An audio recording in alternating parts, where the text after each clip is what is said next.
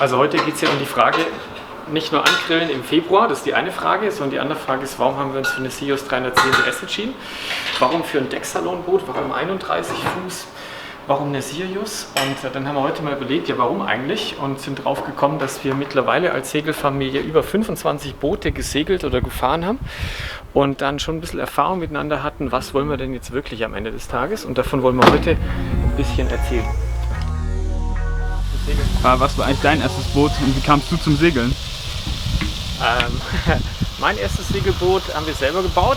Da waren wir kleine Jungs in Norwegen und zwar langweilig und wir haben ein Schlauchboot, so ein Billig-Schlauchboot gehabt. Dann haben wir einen Baum, eine kleine Fichte gefällt, haben die als Mast dran gebunden und uns aus Müllsäcken ein Segel gebaut und haben dann, während wir über den Fjord gesegelt sind und sich meine Eltern schreckliche Sorgen gemacht haben, da war noch ein kleiner Kumpel dabei, haben wir gemerkt, dass das Boot natürlich nur Vorwind segeln kann, aber wir hatten ja keinen Plan. Das heißt, hin kam er und zurück sind wir gepaddelt. Das war mein erstes Segelboot. Super schönes Segelboot. Und du hast auch schon früh Segelerfahrung gehabt, gell? Ja, aber das ist mir jetzt erst hinterher wieder so richtig eingefallen. Nämlich, also das erste Mal bin ich eigentlich, glaube ich, gesegelt auf einem Zeltlager am Bodensee. Und dann haben wir damals als Schullandheim, konnten wir uns entscheiden, entweder Windsurfen oder Segeln. Und damals waren wir in Österreich am Attersee. Und da habe ich meine ersten Segelerfahrungen gesammelt. Ja, genau. Die B-Kamera. Jetzt müssen wir noch das aktualisieren.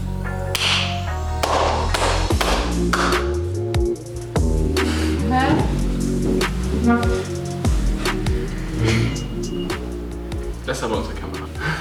Also jetzt sind wir mal hier und haben uns überlegt, die ganzen über 25 Boote, was uns dazu noch ein bisschen einfällt und die waren ja alle der Grund, warum wir jetzt letzten Endes bei der Sirius 310 DS gelandet sind. Das ist ja der Sinn von dieser Geschichte. Und die Mama hat schon angefangen, glaube ich. Weißt du noch, das erste Mal segeln? Das war eine Pioneer, der Pionier 22 auf dem Ammersee. Genau, das war, als du dann gesagt hast, ob wir nicht auch mal Segeln ausprobieren wollen. Und da waren wir dann alle Feuer und Flamme. Ich erinnere mich noch, wie du mit Simon und David vor allem, wie ihr euch ein Modell gebaut habt und die Kurse am Wind dann mit Föhn und Modell geübt habt. Das war ziemlich cool und das dann mal live auch mitzuerleben, war gut. Ja, und so ist das kleine Modellboot ist dann auch auf einmal real geworden und alles, was wir trainiert hatten, konnten wir dann mal in echt ausprobieren. Wir hatten sogar recht schön Wind an dem Tag. Unser erstes Mal Segeln auf dem Ammersee. Richtig. Und in dem Fall, da da vorne jetzt gerade ein Segelboot kommt auf unserem Wendekurs, fahren wir doch die Halse zuerst, aber kein Problem. Neuer Kurs Raumerwind. Fährt auf die Schoten. Ein bisschen Schoten geht. Genau. So, Stopp und wieder zumachen. Sehr gut. Welchen Kurs fahren wir, David? Halber Wind, den letzten Raumwind. Richtig, Raumerwind. Simon, auf welchem Buch? Auf welchem Buch? Steuerbuch. Steuerbordbuch. Richtig, klar zur Halse. Ist er. Was fällt euch denn ein zur Laserbar hier? Wir haben mal, die Jungs und ich haben mal die Laserbar hier gesegelt. Was hast du damals gefragt, Carla, als wir waren auf dem Atlantik segeln bei Irland mit dem Boot? Was hast du gesagt? Ich habe Mama gefragt, ob die Jungs wohl schon gekentert sind. Genau, weil wir haben vorher besprochen, was wir machen, wenn wir mit der Laserbar hier kentern, wie wir die wieder aufrichten und so weiter, nur für den Fall, dass es passiert und ich glaube am Ende. Aber da haben wir gemerkt, vielleicht sind doch größere Boote eher unser Ding, obwohl es trotzdem Spaß gemacht hat. Aber wenn wir jetzt gerade schon bei Irland sind, in Irland haben wir auch das erste Mal das Wohnboot ausprobiert. Da sind wir nach Irland geflogen, super schöne Reise und waren dann auf einer Kilkenny. Das war ein Hausboot von Carry Craft, glaube ich. Ja, das war eine richtig tolle Reise. Ja, und zurück sind wir dann wieder auf dem Bodensee gelandet und haben da mit mehreren kleineren Booten dann unsere Erfahrungen gemacht. Also wirklich einmal das ganze Daysailor, was der Bodensee zu bieten hat, einmal durchgesegelt. Wir hatten eine J80 auf jeden Fall. Sehr schönes Boot, sehr sportliches Boot, tolles Boot. 22. Genau, sind wir viel gesegelt, auch am Wochenende gerade.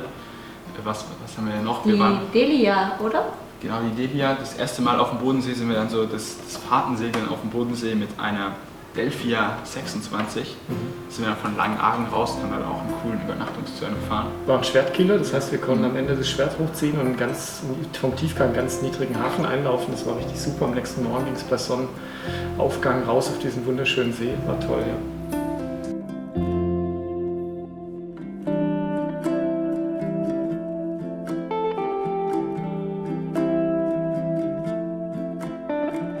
Und dann ist Sportina am Untersee. Das war auch Genau. schön. Untersee waren wir auch immer wieder. Es gibt ja am Bodensee den Obersee und dann gibt es auch einen abgeschnittenen oder mit einer Brücke hinter Konstanz ist sozusagen der Untersee, weil wir viel mit dieser Sportina eben auch segeln. Und für uns stand halt eben fest, der Bodensee ist so toll, wir kommen immer hin. Wir waren eigentlich manchmal sogar fast jedes Wochenende im Sommer dort. Irgendwie wird es Sinn machen für uns dort dann auch ein Boot zu haben. So kamen wir dann eigentlich drauf, dass wir im Herbst 2018 uns dann entschieden hatten und die Möglichkeit hatten, eine Bente am Bodensee zu kaufen. Da hat man auch vorhin schon mal eine gefahren mit einem normalen Rig. Das war jetzt nicht so der Hammer. Die hatte auch einen Pump-WC und die war auch zu schwer. Der Bodensee ist ja eher ein Leichtwindgebiet.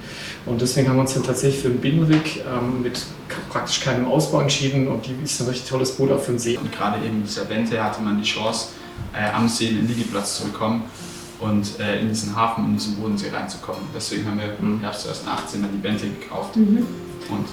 Und zwar auch deswegen, weil die Bente vom Layout, vom Segeln her ist eine ganz moderne kleine Yacht. Also das heißt, auf allen anderen Fahrtenbooten war das vom Rig her sehr ähnlich und von der Bedienung mit so einer Art Deckshauswinch. Und das hat uns immer auch als Trainingsboot letzten Endes gedient, dass wir dann auf dem Meer vernünftig segeln konnten, weil wir es auf dem eigenen Boot bei jedem Wetter eigentlich ausprobieren konnten. Und die Bente hat das auch gut gemacht, bei wenig Wind. Wir haben einmal, was haben wir gesegelt da? Wie viele Knoten? Da war eigentlich zu viel Wind fürs Boot. Das war ein heiliger Abend. 35. Bis 35 Knoten in Böen waren wir auf dem See draußen und das war also über der Grenze mit Binnenrig ist ja wirklich viel Segelfläche, kürzerer Kiel und das war ein wildes Abenteuer und dann haben wir so gedacht, okay, dafür ist es dann doch nicht gebaut, aber für alles andere war es ein gutes Boot. Was man halt auch sagen muss, wir hatten in 90% der Fälle hatten wir leichten Wind am Bodensee und dafür war es halt super, was uns ja auch schon an der J80 ganz gut gefallen hat, dieses lange, große Cockpit. Das hatte die Bente auch, also man konnte bestimmt 4 auf jeder Seite sich hinsetzen und also war super für den See und für die Zeit. Mit das perfekte Boot, aber gerade unsere Meererfahrung, um vielleicht nochmal dazu sprechen zu kommen. Das erste Mal so richtig auf dem Meer segeln mit keiner Erfahrung davor waren wir auf Elba, auch super tolle Insel. Und da auf einer Dufour 382. Das war im Ostern und es war eigentlich noch Meilenfüller noch den SKS, weil die Scheine davor waren schon alle im Kasten, aber den SKS wollte Papa noch machen. Und da Grüße raus an Jens von der Naughty Girl. Genau, mit dem sind wir dann gesegelt und Meilen sammeln gegangen. Und das war auch eine sportliche Aktion. Einmal von Elba aus nach Korsika, gleich über die Nacht. Riesenwellen, das ganze Boot herum, die meiste Crew schlimm seekrank geworden. Aber trotzdem war es so die Erfahrung, die uns, weil wir auf dem Rückweg hatten wir ganz tolles Segeln. Was kam auf dem Rückweg noch? Genau, weißt du es noch? Delfine. Ja, Delfine. Das war ganz magisch und irgendwie seit diesen 2 Nachtfahrten und dem Meilen sind wir einfach so süchtig geworden nach dem Meersegeln, nach dieser Freiheit. Du kommst überall hin mit dem Boot. Das war einfach für uns der Durchbruch. Ja, wir wollen irgendwie weiter in dieses Fahrtensegeln einsteigen. Da wussten wir aber noch nicht, mit welchem Boot.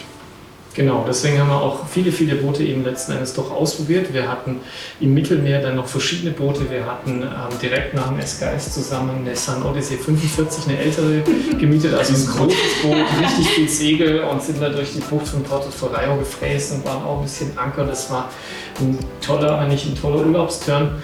Und haben dann auch nochmal im Tyrrhenischen Meer eine Dufour 412 gehabt. Das war ein super Badeboot, mit der sind wir rund Elba gesegelt. Für das war das richtig super. Wie ging es dann weiter noch mit den Meerbooten in Kroatien? Was haben wir da gesehen? Weißt du noch, Charles, was war das? Eine Bavaria. Eine Bavaria 41. Das war auch ein Die ganz war auch toller Turn. schön, ja. Vielleicht haben wir auch ein Video gemacht. Das war einmal nach Priuni segeln. Ja, das sieht man jetzt irgendwo da. Ja. Aber jetzt kommen wir doch irgendwie zur Ostsee, weil wir uns dann für die dänische Südsee interessiert hatten, was wir eigentlich nicht geplant hatten, mal an die Ostsee zu kommen.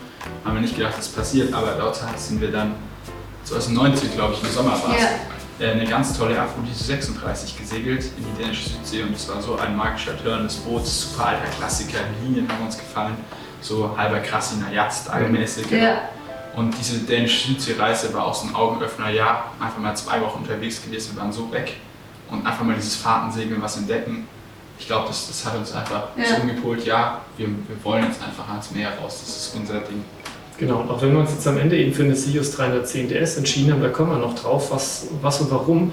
Wir sind auch Fans von zum Beispiel Booten wie dieser Aphrodite, von diesen klassischen Linien, von diesen skandinavischen Booten, wie du schon gesagt hast. Einfach gute Qualität, seegängige Boote, tolle Optik. Gerade diese Aphrodite 36 und wie du schon gesagt hast, 360, 361. Wir hatten mal kurz Interesse in der Halberg Rassi 36 MK2. Also das sind Boote, die uns total gefallen hätten, aber am Ende des Tages ist es halt so, wenn einer nicht so richtig mehr Lust hat auf Wellen und Wetter oder abends dann kühler wird am Ankerplatz, dann geht man halt unter Deck. Und das wollten wir eigentlich, weil wir lieben es draußen zu sein, das wollten wir möglichst rausziehen, die Zeit, wo man unter Deck ist, damit man einfach mitbekommt, was über Deck stattfindet. Und dann haben wir irgendwann gesagt, so, jetzt brauchen wir mal eine Decksalonjagd und probieren die mal aus. Und dann kam ja letztes Jahr nach dem ganzen Corona-Zeug, wir konnten sowieso nicht nach Kroatien, wir wollten nicht reisen, wir wollten weggehen. Dann waren wir irgendwie schon wieder an der Ostsee. Und dann kommen wir schon zu Punkt 2 nach der Qualität, was wir so toll finden. Das ist halt eben der Decksalon. Wie Papa schon gesagt hat, draußen sein mit der Familie. Einfach dieses Wohngefühl am Ankerplatz leben. Ich weiß noch, als wir in großen Prodel waren, einfach die Sonne geht unter, Gitarre Für Tana auch, gell? Mit Tana Decksalon. auch Was hat dir besonders am Decksalon gefallen? Dass man auch während der Parts drin sitzen konnte und rausgucken konnte. ja, und ich bin Frühaufsteher beim Segeln und ich mag das, wenn ich morgens aufstehe und dann vielleicht einen ersten Kaffee und der Rest schläft noch. Und dann kommt man an der Ankerbucht hoch und sitzt im Decksalon und kann schon den Tag begrüßen. Das ist einfach fantastisch. Klar, im Sommer ist man draußen, aber wir sind ja fix halt bekannt dafür, dass wir gerne auch schlechtere Bedingungen und Vor- und Nachsaison segeln und dafür ist es unschlagbar. Und die Nauticat war vor Anker und auch im Hafen ein cooles Boot, auch alt und über 30 Jahre. Das finden wir schön. Aber ein bisschen viel vielleicht reparieren müssen, aber was sie eben hatte für ein Problem, fanden wir vor allem segeltechnisch war dadurch, dass es eine Achterkabine hat, hat es ein sehr hohes, eine Position vom Cockpit ist eben sehr hoch, und es auch unter der Fahrt gehabt, dass der dann wirklich alles gut gewartet hat. Und außen auch, also das war, ja.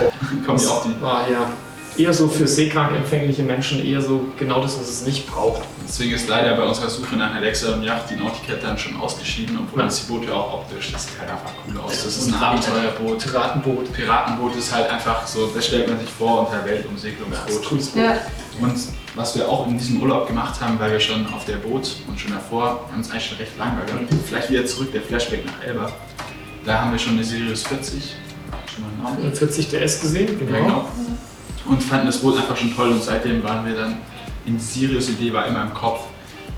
Und gerade wir haben uns auch diese 35 dann schon auf der Boot angeschaut und eben auch dann in diesem Nauticat-Turn und sind auch mit der Probe gesegelt.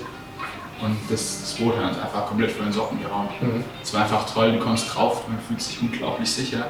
Deswegen war für uns klar, im Sommer wollen wir auf jeden Fall mal schauen, wollen wir das Boot mal eine Woche chartern und mal testsegeln. Wie ist es überhaupt? Und dazu kam es dann ja auch im Sommer. Zu was es nicht kam, was wir eigentlich auch schon geplant haben, war, dass wir eigentlich einen Lagoon 40 in Kroatien auch chartern wollten.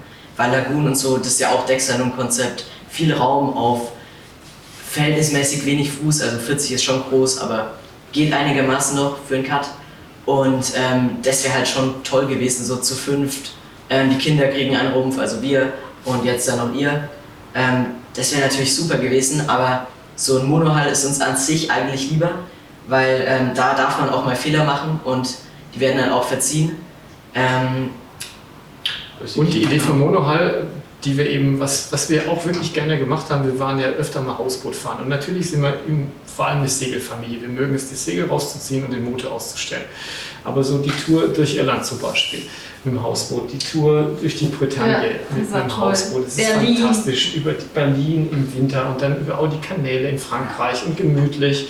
Das war toll. Und dann haben wir eigentlich gedacht, so ein Katamaran ist toll, aber so Kanäle fahren kann der ja nicht. Und eine Idee ist natürlich auch mal durch Europa über die Kanäle dann ans Mittelmeer, auch ruhig mal ein Jahr sich dafür Zeit lassen.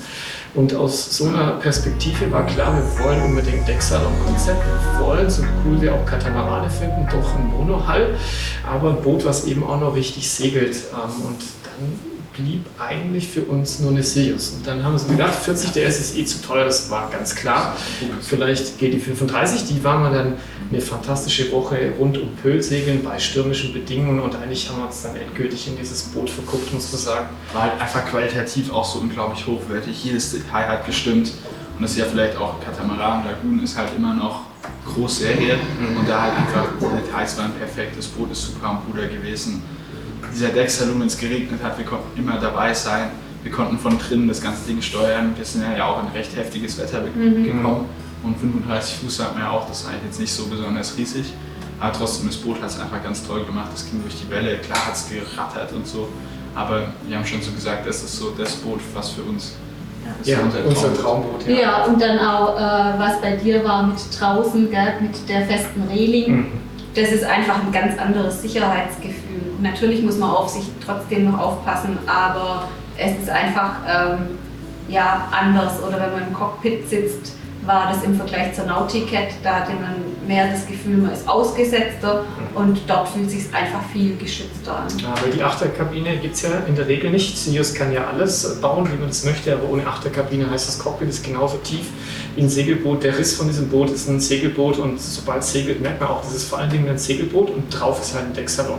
Und auch für uns zwei, wenn wir Zeit haben, backen, kochen wir gerne mal ein bisschen. Das ist natürlich cool, wenn wir das zusammen, zum Beispiel, wir sind noch Scones backt und dann kann man trotzdem eben rausschauen und ist trotzdem bei allen anderen zusammen und wir sind als Familie einfach auch gerne zusammen.